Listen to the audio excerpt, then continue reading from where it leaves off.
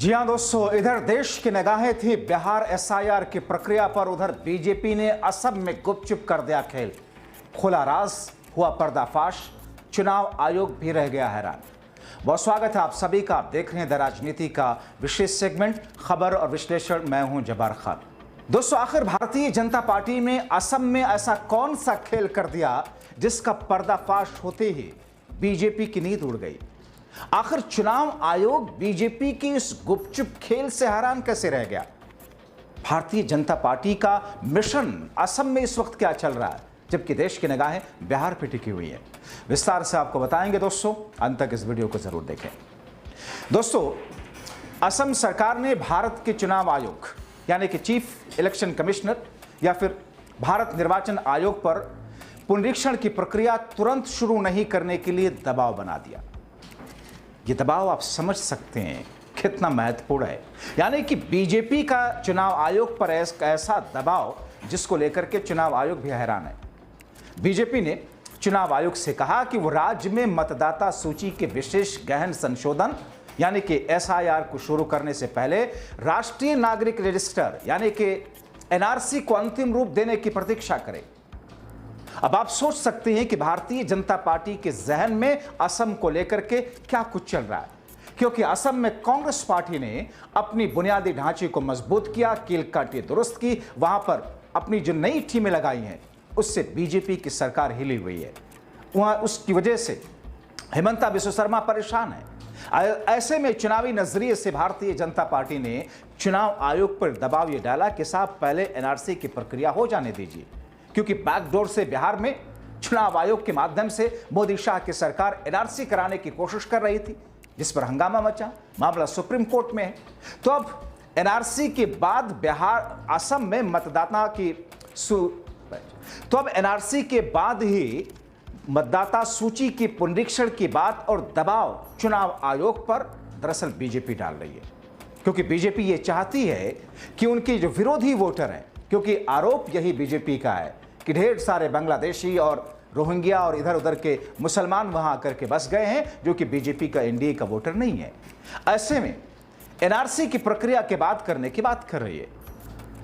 तर्क दिया गया कि एकमात्र ऐसा राज्य है जहां पहले ही एनआरसी तैयार किया जा चुका है, इसलिए इसे मतदाता सूची संशोधन के लिए स्वीकार्य दस्तावेजों में शामिल किया जाना चाहिए। बीजेपी का चुनाव आयोग पर दबाव ऐसे समय में आया जब बिहार में चल रहे मतदाता सूची संशोधन को विपक्षी दलों ने बैकडोर से एनआरसी यानी कि एसआईआर की आड़ में एनआरसी लागू करने की कोशिश करार दिया।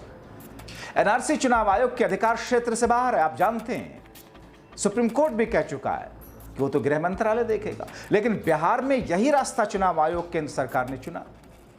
आपको बताएं कि चुनाव आयोग को सुझाव दिया गया कि नागरिकता सत्यापन एनआरसी जो सुप्रीम कोर्ट की निगरानी में की गई, उसे मतदाता सूची संशोधन के लिए एक स्वीकार्य दस्तावेज के रूप में माना जाए। सूत्र बताते हैं कि एनआरसी जल्द ही जारी होने वाली है, शायद अक्टूबर तक। असम में यह सत्यापन के बाद तैयार किया गया है और इसका इस्तेमाल नागरिकता साबित करने के लिए किया जा सकता है।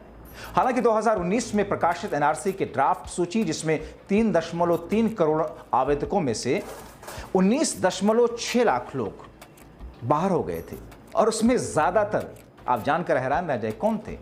उसमें 19.19 लाख में से 12-13 लाख के आसपास गैर मुस्लिम थे, हिंदू थे। अभी तक रजिस्ट्रार जनरल ऑफ इंडिया यानी कि आरजीआई ने नोटिफाई नहीं किया। बीजेपी के नेतृत्व वाली केंद्र और राज्य सरकारें इसे वर्तमान रूप में स्वीकार करने को तैयार नहीं, क्योंकि इनका मानना है कि मौजूदा वाले ड्राफ्ट एनआरसी में कई कमियां हैं, जिसमें स्वदेशी लोगों को बाहर रखा गया, अवैध प्रवासियों को शामिल किया गया। सोचिए, जिस एनआरसी के दम पर भारतीय जनता पार्टी संसद से सड़क तक राजनीति करती देखी, जिस एनआरसी को लेकर के हेमंता बिस्वा शर्मा बांग्लादेशी मुस्लिम, रोहिंग्या मुस्लिम और अलग अलग जगहों से न जाने कौन कौन से देश से आए हुए मुस्लिमों की बात कह करके हेमंता बिस्वा शर्मा अपनी सियासी जमीन को विस्तार देने की कवायद लगातार चलाते हैं। जो एनआरसी वहां पर वो एनआरसी बीजेपी को एक्सेप्ट नहीं। 19.5 लाख लोग बाहर हैं, जिसमें से 13 लाख के आसपास गैर मुस्लिम है। इसलिए बीजेपी ये चाहती है कि एनआरसी के आखिरी ड्राफ्ट, जिसमें उन 12-13 लाख छूटे हुए हिंदू वोटर लोगों को शामिल करके इस पुनरीक्षण की प्रक्रिया में शामिल किया जाए। दोस्तों, आप जानते हैं कि चुनाव आयोग ने पिछले महीने बिहार से शुरू होने वाली देशव्यापी मतदाता सूची संशोधन की घोषणा की। यह प्रक्रिया विवादास्पद हुई क्योंकि विपक्षी दलों ने इसे बैकडोर से एनआरसी लागू करने की कोशिश बताया। आयोग ने बिहार में 2003 के बाद पंजीकृत मतदाताओं से अपनी पात्रता, विशेष रूप से आयु और नागरिकता साबित करने के लिए जो दस्तावेज जमा करने को कहा, उसने लोगों में आक्रोश पैदा कर दिया। अब सोचिए, एक थेथरई में आपको बताता हूं, लोकल लैंग्वेज में कहा जाता है थेथरई। भारतीय जनता पार्टी का चुनाव आयोग को क्या सुझाव कि साहब उसमें आधार कार्ड मत डालिए, उसमें राशन कार्ड मत डालिए, उसमें जॉब कार्ड या मनरेगा कार्ड मत डालिए। आप सोचिए, देश में कोई भी कागज बनता है, बैंक अकाउंट से लेकर मोबाइल नंबर से लेकर निवास प्रमाण पत्र से लेकर आय सर्टिफिकेट से लेकर सब कुछ, जो 11 दस्तावेज चुनाव आयोग ने मांगे, वो दस्तावेज बनते ही हैं आधार कार्ड से, और आधार कोई शामिल नहीं किया। सोचिए, ये भारतीय जनता पार्टी की सरकार और उनको सपोर्ट करने वाले अंधभक्त, सड़ी गली मानसिकता वाले देश विरोधी कई सारे लोग उनको कहते हैं। वो लोग तो गला फाड़ फाड़ करके रोजाना टीवी डिबेट में मानो इसे सही साबित करने की कोशिश करते हैं। अब दोस्तों, असम में जो कुछ हो रहा है चिंता पैदा कर रहा है, जिसमें कहा गया कि इसके कारण लाखों लोगों की नागरिकता छीनने की तैयारी रही। असम सरकार पर अब चुनाव आयोग पर दबाव बना रही है असम सरकार कि उसकी एनआरसी सूची को ही अपनी मतदाता सूची बना ले। चूंकि असम की एनआरसी अभी नोटिफाई नहीं हुई, इसलिए आयोग से रुकने को कहा। यानी कि अब उसे पता है, असम सरकार को एनआरसी हो चुका है, एनआरसी में 13 लाख हिंदू बाहर हैं, जिसे बीजेपी अपनी बपौती समझती है कि साहब वो सारे वोटर तो हमारे ही हैं। इसलिए अभी अगर किया गया पुनरीक्षण तो 13 लाख वोटर मतदाता सूची से बाहर हो जाएंगे। इसलिए बीजेपी के दबाव, रुकिए साहब, हम उसको तैयार कर रहे हैं। अभी नोटिफाई नहीं किया सरकार ने, और जाहिर तौर पर बैकडोर से उसमें उन सारे लोगों का नाम शामिल किया जाना है। अब विपक्ष क्या कहता है? विपक्ष कहता है कि असम के एनआरसी में बड़ी संख्या में अल्पसंख्यक समुदायों, आदिवासियों को निशाना बनाकर उन्हें विदेशी नागरिक घोषित किए जाने की तैयारी है। विदेशी नागरिक को वैसे भी मतदान का अधिकार नहीं होगा। असम के मुख्यमंत्री हिमंता बिस्वा शर्मा का दावा है कि इसमें 19 लाख लोगों की संख्या बहुत कम है। इसमें स्वदेशी लोगों को गलत तरीके से बाहर रखा गया। देखिए, आ गई वही बात, स्वदेशी लोगों को, मतलब स्वदेशी जब वो कहते हैं तो उसमें उनका मतलब हिंदू होते हैं। इसमें स्वदेशियों को बाहर रखा गया।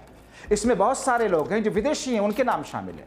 यानी कि अभी इस प्रक्रिया में एनआरसी से अल्पसंख्यक समुदाय के लोग, वो बांग्लादेशी भी हो सकते हैं, रोहिंग्या भी हो सकते हैं, भारतीय भी हो सकते हैं, जिनका नाम अब्दुल, असलम, अजमल जैसा होगा, उनको इस प्रक्रिया से उस सूची से बाहर करना, उसके बाद उसको आधार बनाए चुनाव आयोग और उससे मतदाता सूची तैयार करे।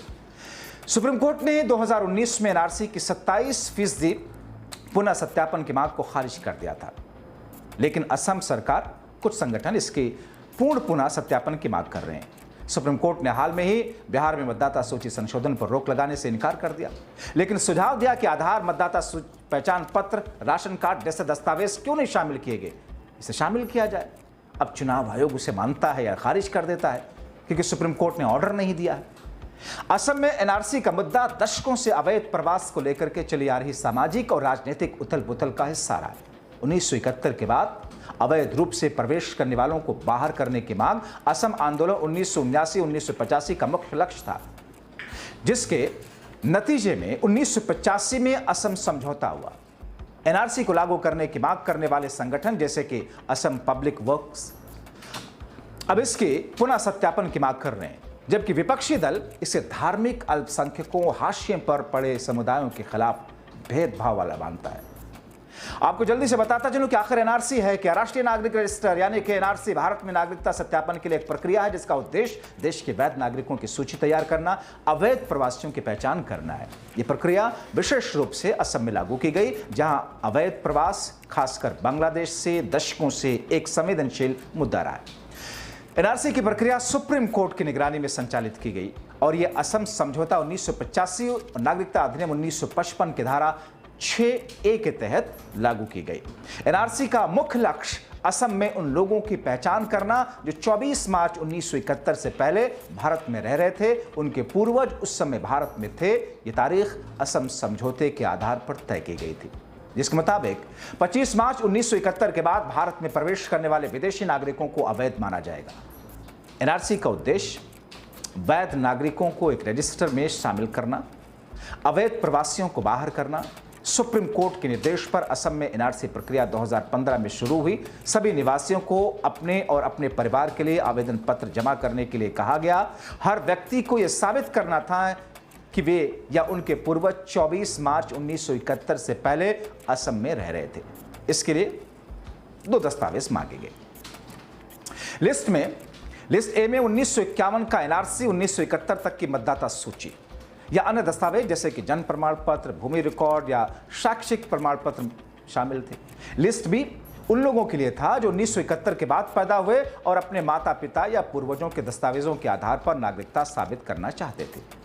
एनआरसी प्रक्रिया असम में अवैध प्रवास के मुद्दे को हल करने का एक प्रयास है, लेकिन इसकी जटिलता, त्रुटियों की आशंका, सामाजिक राजनीतिक प्रभाव ने इसे विवादास्पद बना दिया। यह प्रक्रिया न केवल नागरिकता सत्यापन में से संबंधित है बल्कि असम की सामाजिक सांस्कृतिक पहचान को भी प्रभावित करती है। एनआरसी का अंतिम प्रकाशन और इसके आधार पर मतदाता सूची संशोधन भविष्य में असम की राजनीति और सामाजिक ढांचे को प्रभावित करेगा। बहरहाल असम सरकार का ताजा अनुरोध यानी कि बीजेपी का चुनाव आयोग पर दबाव मतदाता सूची संशोधन में देरी का कारण बन सकता है और चुनाव आयोग जाहिर तौर पर उसको मानेगा, क्योंकि कहा ही तो जाता है कि चुनाव आयोग के जरिए ही मोदी शाह तो सरकार चलाते हैं, राज्यों में सरकार लाते हैं, क्योंकि एनआरसी अभी तक नोटिफाई नहीं हुई। इस बीच बिहार में चल रही प्रक्रिया ने पहले ही राजनीतिक विवाद को जन्म दिया। असम में भी यही स्थिति पैदा हो सकती है। सरकार और नागरिक संगठनों की नजर में अब इस बात पर है कि चुनाव आयोग असम के इस दबाव पर, बीजेपी के इस दबाव पर फैसला क्या लेता है। क्या चुनाव आयोग खुद फैसला ले सकता है, उसको इतना अधिकार है, या फैसला बीजेपी मोदी शाह के जरिए बताए गए बिंदुओं पर लेता है? आप क्या कहेंगे? अपनी राय कमेंट बॉक्स में जरूर लिखें। अभी के लिए इतना ही, बहुत शुक्रिया।